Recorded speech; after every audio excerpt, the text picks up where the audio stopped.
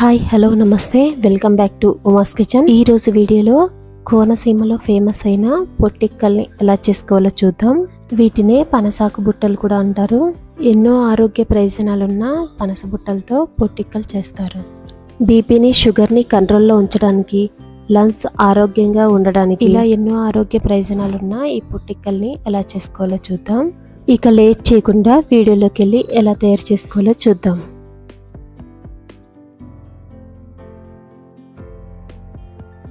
పనస బుట్టలు తయారు చేసుకోవడానికి 1 కప్పు పొట్టు మినపప్పు తీసుకోవాలి. ఈ పప్పుని 2 నుంచి 3 సార్లు శుభ్రంగా కడుక్కొని 4 నుంచి 5 గంటల వరకు నానబెట్టుకోవాలి. ఇలా 5 గంటల తర్వాత పొట్టు మొత్తం క్లీన్ చేసిన మినపప్పుని రెడీ చేసేసుకోవాలి. నేనైతే పొట్టు మినపప్పు తీసుకున్నాను. మీకు కావాలనుకుంటే మినపగుళ్ళు కూడా వేసుకోవచ్చు. 5 గంటలు పప్పు నానిన తర్వాత ఇలా గ్రైండర్లో వేసుకోవాలి. పప్పుని మిక్సీలో వేసుకోవాలనుకుంటే సాఫ్ట్గా పిండిని మిక్సీ పట్టుకోవాలి. ఇలా గ్రైండర్లో వేసిన పప్పుని మధ్య మధ్యలో కొంచెం నీళ్లు పోసుకుంటూ మెత్తగా గ్రైండ్ చేసుకోవాలి. ఇలా పప్పుని గ్రైండ్ చేసుకునే లోపు 1 కప్పు పప్పుకి 3 కప్పుల ఇడ్లీ రవ్వని నానబెట్టుకోవాలి. ఈ రవ్వని ముందే నానబెట్టుకోవాల్సిన అవసరం లేదండి. పప్పుని గ్రైండ్ చేసినప్పుడు నానబెట్టుకున్నా సరిపోతుంది. ముందుగా ఇడ్లీ రవ్వని 2 నుంచి 3 సార్లు శుభ్రంగా కడిగేసుకోవాలి. నేను ఇక్కడ 1 కప్పు మినపప్పుకి 3 కప్పుల రవ్వ తీసుకున్నానండి. మీరు మిక్సీలో పిండిని రుబ్బుకునే పని అయితే 1 అరకప్పు వరకు తగ్గించుకోండి. ఇలా 2-3 టైమ్స్ కడిగేసిన తర్వాత రవ్వని నానబెట్టేసుకోవాలి. ఈలోపు మనకి పిండి కూడా గ్రైండ్ అయిపోయింది. పిండి ఏమాత్రం పలుకు లేకుండా ఈ విధంగా సాఫ్ట్గా ఉండాలండి. అప్పుడే మనకి ఇడ్లీలు సాఫ్ట్గా ఉంటాయి. ఇలా గ్రైండ్ చేసుకున్న పిండిని ఒక గిన్నెలోకి తీసేసుకుందాం. ఇడ్లీ రవ్వని కూడా అరగంట వరకు నానబెట్టుకున్నానండి. చక్కగా రవ్వ కూడా ఇలా నానిపోయింది. రవ్వలో నుంచి నీళ్ళు ఇలా గట్టిగా పిండేసి మొత్తం పిండిలోకి వేసేసుకోవాలి. ఇలా రవ్వ మొత్తం పిండిలోకి వేసేసిన తర్వాత బాగా మిక్స్ చేసుకోవాలి. ఇలా గరిటతో కాకుండా చేతితో కలుపుకుంటే రవ్వ పిండి బాగా మిక్స్ అవుతాయి. పిండిని ఇలా లోపల నుంచి బీట్ చేసుకుంటూ బాగా కలుపుకోవాలి. ఇలా కలిపేసుకొని రెడీ చేసుకున్న పిండిని మూత పెట్టుకుని రాత్రంతా పులివనివ్వాలి. మార్నింగ్ చూస్తే చూడండి పిండి అనేది చక్కగా పొంగింది కదా. ఒక గరిటె తీసుకొని పిండిని మొత్తం ఇలా బాగా కలిసేటట్టు కలుపుకోవాలి. పిండిని ఈ విధంగా బాగా బీట్ చేసి ఒక పక్కన పెట్టేసుకుందాం.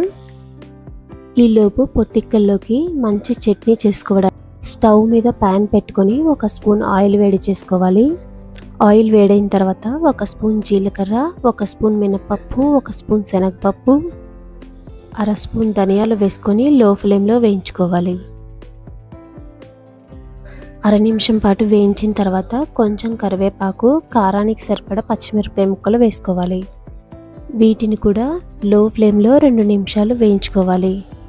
1 టేబుల్ స్పూన్ వరకు వేయించిన పల్లీలు, 3 ఎండుమిరపకాయ రేఖలు, 1 టేబుల్ స్పూన్ పుట్నాల పప్పు వేసుకోవాలి. పల్లీల్ని ముందుగానే వేయించి తీసుకున్నాను కాబట్టి వేగడానికి ఎక్కువ టైం పట్టదండి. వీటిని 1/2 నిమిషం వేయించుకుంటే సరిపోతుంది. ఇలా పూర్తిగా వేగిన తర్వాత 2 టేబుల్ స్పూన్ల కొబ్బరి ముక్కలు తీసుకోవాలి. వీటిని ఎక్కువ వేయించుకోవాల్సిన అవసరం లేదండి. ఒక 10 సెకండ్స్ వేయించుకుంటే సరిపోతుంది. ఇప్పుడు స్టవ్ ఆఫ్ చేసుకొని వీటిని పూర్తిగా చల్లారనివ్వాలి. ఇందులోకి రుచికి తగినంత ఉప్పు, కొంచెం కొత్తిమీర వేసుకొని కలిపేసుకోవాలి. అలాగే కొంచెం చింతపండు వేసుకుని తగినన్ని నీళ్లు వేసుకుని మెత్తగా గ్రైండ్ చేసుకోవాలి. పచ్చడికి తాలింపు వేసుకోవడానికి 2 ఎండుమిరపకాయ ముక్కలు, కరివేపాకు, జీలకర్ర, ఆవాలని 1 నిమిషం పాటు వేయించుకొని పచ్చళ్ళలో వేసుకొని కలిపేసుకోవాలి. అంతేనండి, టేస్టీగా ఉండే చట్నీ రెడీ అయిపోయింది. ఇలా రుచికి తగినంత సాల్ట్, కొంచెం వాటర్ వేసుకొని పిండిని బాగా బీట్ చేసి కలుపుకోవాలి. పిండి మరీ గట్టిగా ఉండకుండా ఈ విధంగా ఉండాలి. ముందు స్టవ్ ఆన్ చేసుకొని ఇడ్లీ కుక్కర్లో కొంచెం వాటర్ వేసి మరగబెట్టుకోవాలి. ఈలోపు మనం పనస బుట్టలు రెడీ చేసుకుందాం. ఇప్పుడు 4 పనసాకులు తీసుకొని సన్నని చీపురు పుల్లలతో ఈ విధంగా బుట్టలు తయారు చేసుకోవాలి. ఇలా పొట్టి పొట్టి బుట్టల్లో చేయటం వల్లనే వీటిని పొట్టిక్కలని, పనసాకు బుట్టలని అంటారు. ఇలా వండటం వలన పనసాకుల్లో ఉండే ఔషధాలతో పాటు ఇడ్లీలకు కూడా మంచి రుచి వస్తుంది. వీటికి అల్లం పచ్చడి కానీ, కొబ్బరి పచ్చడి కానీ మంచి కాంబినేషన్ అండి. ఇలా పెద్ద బుట్టలు కుదరకపోతే ఇలా ఒక్క ఆకుతో ఈ విధంగా చేసుకోవచ్చు. ఇదే విధంగా అన్ని బుట్టలు రెడీ చేసి పక్కన పెట్టేసుకోవాలి. ఈ బుట్టల్లోకి పిండిని వేసేటప్పుడు అంచుల వరకు కాకుండా కొంచెం తక్కువగా వేసుకోవాలి. ఇప్పుడు వీటి హైట్కి సరిపడా ఇడ్లీ ప్లేట్స్ని పెట్టుకొని ఇలా ఇడ్లీ గిన్నెలో వీటిని జాగ్రత్తగా సర్ది మూత పెట్టి 10 నుంచి 15 నిమిషాలు హై ఫ్లేమ్లో ఉడకనివ్వాలి. ఇలా 15 నిమిషాల తర్వాత చక్కగా ఉడికిన పొట్టిక్కల్ని ప్లేట్లో వేసుకుని సర్వ్ చేసుకోవడమే.